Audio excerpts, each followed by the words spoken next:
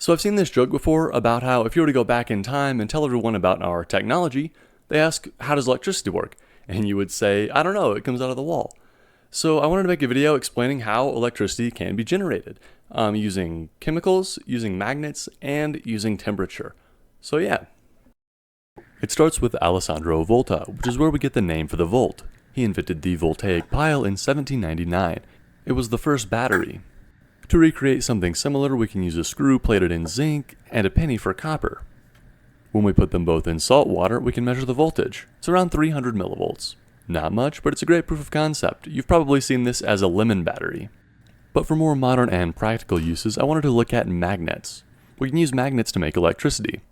Like I've shown in other videos, if we have a coil and move a magnet by it quickly, the multimeter shows a voltage. Now to actually power something, we can use a bike. I've attached magnets to the spokes, and we have our coil wired to an LED. Now hopefully these don't fly off or whack my hand, but I'm going to spin up the pedals.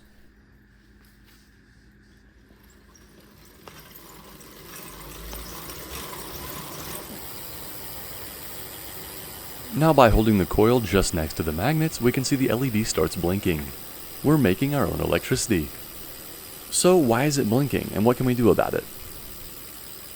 The main cause of the blinking is the distance between the magnets. There's dead zones in the power generation. But there's another factor, and that is because we're generating AC, or alternating current.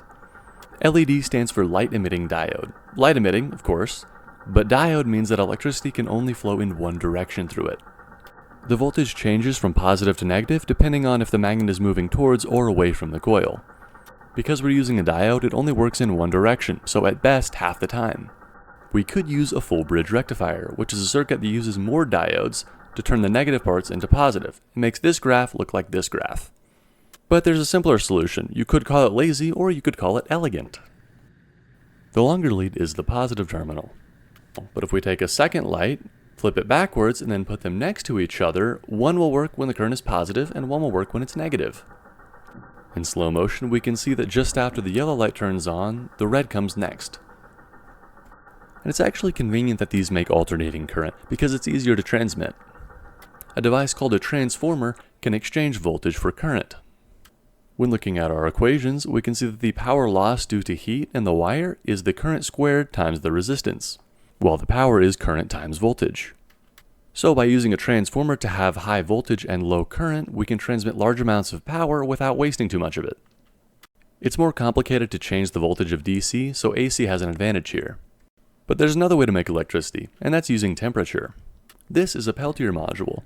When you run electricity through it, one side gets hot and one side gets cold. That's because it pushes heat.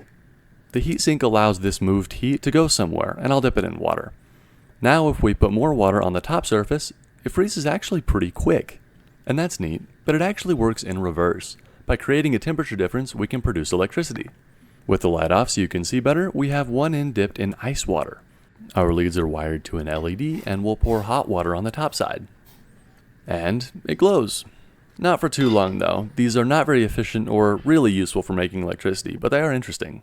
Now, if you were actually sent back 1,000 years, this wouldn't be too useful. Neodymium magnets and good copper wire aren't really a thing. You're not going to stumble upon a Peltier module. So the Voltaic pile would be your best bet, but then again, you wouldn't have anything to power with your electricity. I like to read about the history of science, because it's easy to look at something like a car or a smartphone and think, I could never do that by myself. And that's not how it was made ever. Innovations from people and teams from hundreds of years all come together to make stuff. So don't feel like you're too small to contribute. And thanks for watching.